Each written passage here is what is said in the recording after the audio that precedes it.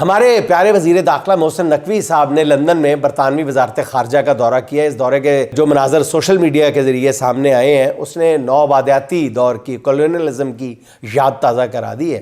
پاکستان کے وزیر داخلہ کی گاڑی مکمل طور پر اوپر سے نیچے تک سرچ کی گئی ہے۔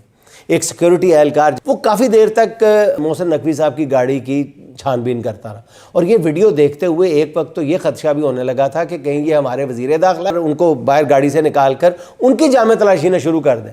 میرا خیال ہے کہ اس توہین آمیز رویے پہ میں پوری سنجیدگی سے بات کر رہا ہوں، یہ میں کسی پہ طنز نہیں کر رہا۔ ناظرین، میری واقعی ایک پاکستانی کی حیثیت سے یہ بہت دردمندانہ درخواست ہے کہ اس توہین آمیز رویے اور امتیازی سلوک پر حکومت پاکستان کو برطانوی حکومت سے باقاعدہ احتجاج کرنا چاہیے۔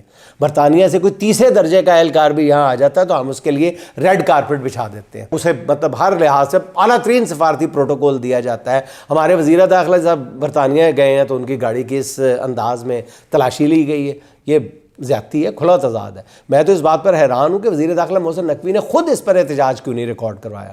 اگر اپنی حد تک یہ سب برداشت کر بھی گئے تھے تو انہیں اپنے ملک کی وقار کی خاطر احتجاج کرنا چاہیے تھا، اور برطانیہ کو بتانا چاہیے تھا کہ ایسا توہین آمیز سلوک مزید برداشت نہیں کیا جائے گا۔